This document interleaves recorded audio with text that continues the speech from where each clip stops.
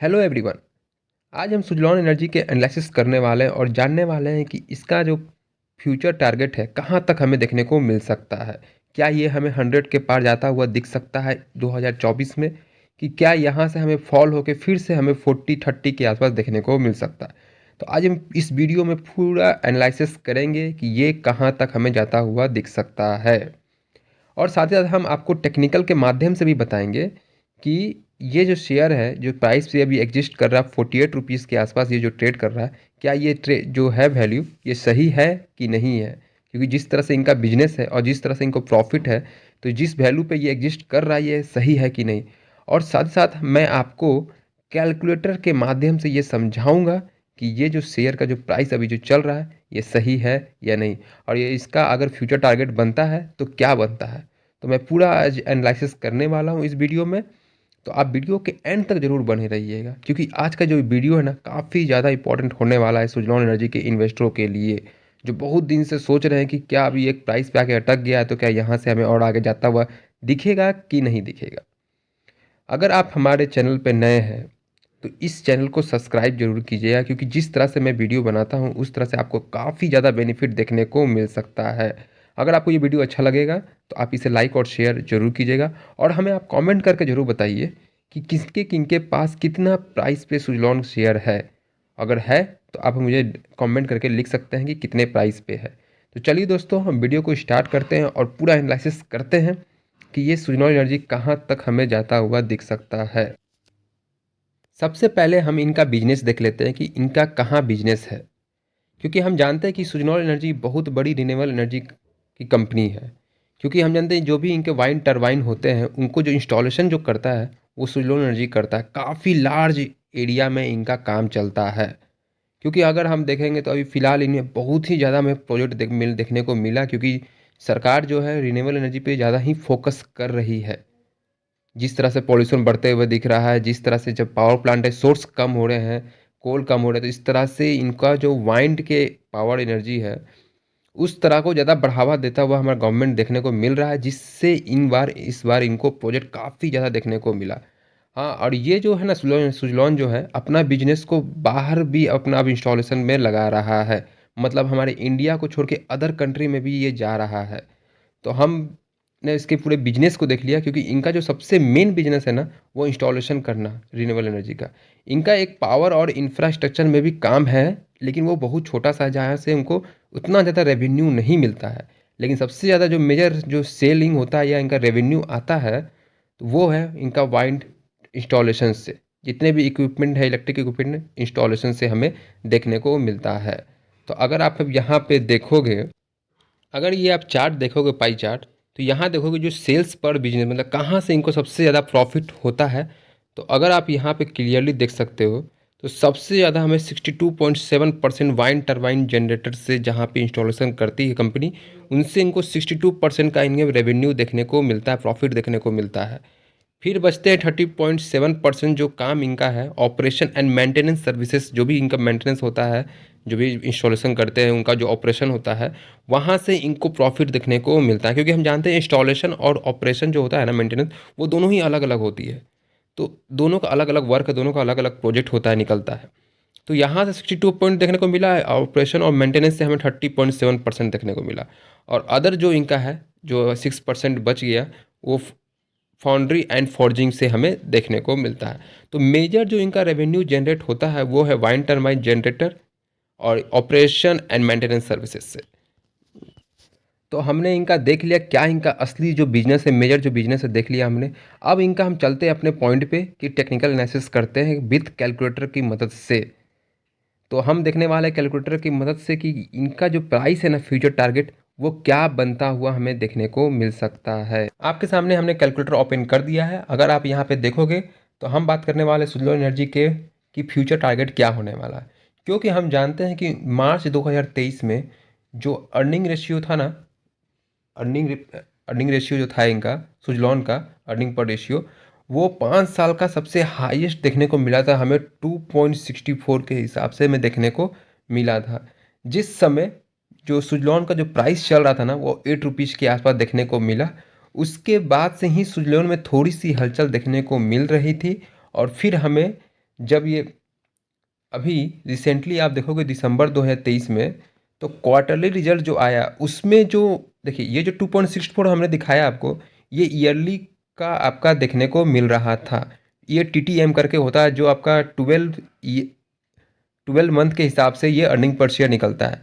लेकिन अभी जो मैं बताने वाला हूँ ये क्वार्टरली बेसिस पे बताने वाला हूँ, क्योंकि जो दिसंबर में हमने देखने को मिला जो इनका अर्निंग पर शेयर 0.55, मतलब कि जो 3 मंथ के बेसिस पे इनका जो अर्निंग देखने को मिला है, तो 0.55 के आसपास हमको देखने को मिला है इनका अर्निंग पर शेयर। और जो इनका अभी जो पीई है वो है 94 के हिसाब से। तो मतलब कि हम कहेंगे कि इनका जो टारगेट प्राइस जो अभी चलना चाहिए था वो 51 के आसपास चलना चाहिए था। और जो हमने देखा कि कुछ दिन पहले ही इन्होंने 51 का अपना टारगेट को अचीव किया है, वापस से हमें 48 का ट्रेड में देखने को मिल रहा है। तो अब हम कैसे अंदाज़ा लगा सकते हैं कि इस मार्च 2024 में इनका अर्निंग पर रेशियो क्या हो सकता है। तो मान लीजिए अभी मान के चलेंगे 0.55 के हिसाब से, तो हम मान के चलते हैं इनका जो अर्निंग पर रेशियो होगा ना, 4 पूरे 12 मंथ का, वो हमें 2 के आसपास हम लेके चलते हैं, एवरेज लेके चलते हैं। हम ना हम 2.64 लेंगे और ना ही हम 2 से कम लेने वाले। तो जो इस बार हमको ईयरली बेसिस पे 2 का हम इनका अर्निंग पर शेयर लेते हैं, क्योंकि हम जानते हैं इनका जो पी रेशियो है काफ़ी ज़्यादा हमें देखने को मिल रहा है, इस बार 94 देखने को मिल रहा है, जो कि ये अगर आप किसी से भी कंपेरिजन करेंगे ना तो सबका हमें कम देखने को मिलता है। तो इस बार जो इनका पी रेशियो, मान लीजिए एवरेज जो पी रेशियो होना चाहिए, हम कम से कम लेके चल रहे हैं, वो है 50 का। सॉरी, ये हम इनका 2 का लिए हैं और 50 का इनका पी लिए।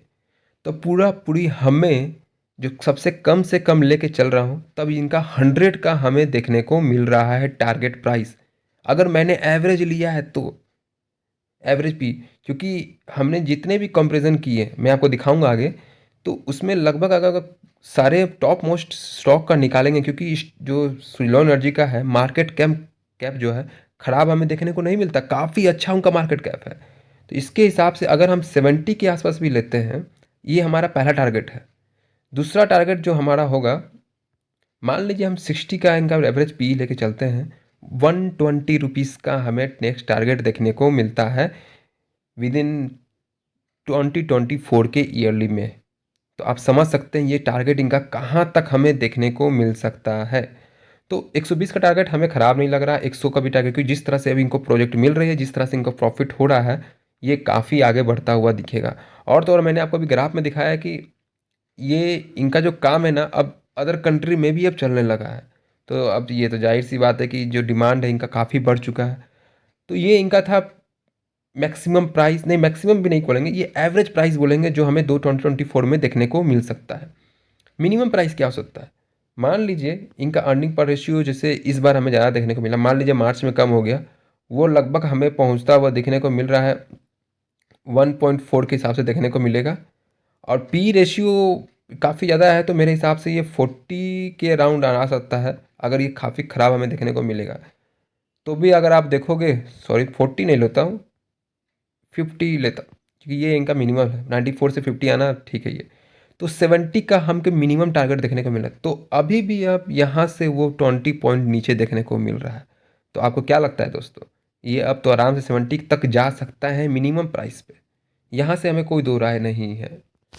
तो हमने आपको कैलकुलेटर के मदद से समझा दिया कि इनका मिनिमम प्राइस क्या बनता है और इनका जो फ्यूचर प्राइस क्या बनता है, एवरेज प्राइस कहाँ कहाँ तक जा सकता है, क्योंकि मैंने आपको मैक्सिमम नहीं बताया है, क्योंकि जो हमारा एवरेज ही वो ही इनफ है अभी फ़िलहाल इन्वेस्टरों के लिए। तो अभी अगर हम आप बात करेंगे इनके, अगर ग्राफ भी आप अगर नहीं देखोगे, दूसरी तरफ ही हम चलते हैं, डैट इनके हम कंपेरिजन करते हैं। पहले उससे पहले इनका प्राइस का हम परफॉर्मेंस देख लेते हैं कि एक वीक में हमें 10% के आसपास देखने को मिला है, एक मंथ में हमें लगभग 19% के आसपास, 3 मंथ में 33% के आसपास देखने को मिल रहा है, और एक साल में 450% के आसपास हमें देखने को मिल रहा है। काफ़ी ज़्यादा हमें देखने को मिल रहा है, क्योंकि यही एक मात्र एनर्जी रिन्यूएबल एनर्जी शेयर है जो अपने इन्वेस्टरों को 400-450% का रिटर्न दे चुका है विद इन 1 ईयर के अंदर, और कोई नहीं है इसके कंपेरिजन में। टॉप मोस्ट कंपनी बन चुकी है ये कंपनी, और 3 साल का डाटा देखें तो लगभग 650% के आसपास देखने को मिल रहा है। अगर हम वॉल्यूम की बात करें तो आज का वॉल्यूम हमें 4 करोड़ के आसपास देखने को मिल रहा है, लेकिन एक वीक पहले जब इनका क्वार्टरली रिजल्ट हमें देखने को मिल रहा था, उस समय ये 19 करोड़ देखेंगे तो एक वीक एवरेज का 90 करोड़ देखने को मिला। एक दिन पहले यानी कल के देखेंगे तो 13 करोड़। एक मंथ का अगर देखोगे तो लगभग 11 करोड़। जो इनका एवरेज जो हमें वॉल्यूम देखने को मिल रहा है वो 10 करोड़ के आसपास हमें देखने को मिल रहा है। अगर हम बात करें स्लो एनर्जी का इस बार रिजल्ट का, तो काफ़ी अच्छा हमें स्लो एनर्जी का रिजल्ट देखने को मिला था, क्योंकि जो कॉन्सोलिडेटेड दिसंबर 2023 नेट सेल जो किया था लगभग इन्होंने 1560 करोड़ के आसपास हमें सेल देखने को मिला था। लगभग 7.03% yearly on year basis profit होता हुआ हमें दिखा था। अब इनके ऊपर एक जो क्या रिकमेंड किया था खरीदारी करने क्या राय दिया था, तो मनी कंट्रोल यूजर की तरफ से ये रिकमेंड किया गया है खरीदारी करने का सुजलॉन एनर्जी को ओनली 50%, और 50% कह रहे हैं कि ये से सेल कीजिए। मतलब ये 50-50 पे अटका हुआ है। तो यहाँ भी हमें कोई इस तरह से मालूम नहीं चल पा रहा है। ठीक है, कोई बात नहीं, मैंने तो आपको क्लियरली आपको टेक्निकल एनालिसिस करके समझा दिया है। अगर मैं आपको यहाँ पे पीर कंपेरिजन करके दिखाऊं, उससे पहले मैं आपको शेयर होल्डिंग पैटर्न दिखा देता हूँ कि ये शेयर कितना सेफ है। क्योंकि अगर आप देखोगे तो प्रोमोटर्स के बाद जो शेयर होल्डिंग हमें देखने को मिला था दिसंबर 2022 में 14.5 के आसपास। क्योंकि जो ग्रीन में दिख रहा है ना वो प्लेज है, वो इनके पास जो है ना उधार लेके ये रखे हुए हैं, इतने उधार लेके ये शेयर खरीद के रखे हैं अपने 80% शेयर जो है जितने भी प्रोमोटर्स रखे हैं वो सब उधार पे हैं। तो प्लेज का मतलब वही होता है। तो ये जो होल्डिंग है ना प्रोमोटर का 14.5 देखने को मिल रहा है, क्योंकि यहाँ पे प्रोमोटर्स का विश्वास हमें उतना ज़्यादा देखने को नहीं मिल रहा है, काफ़ी कम देखने को मिल रहा है।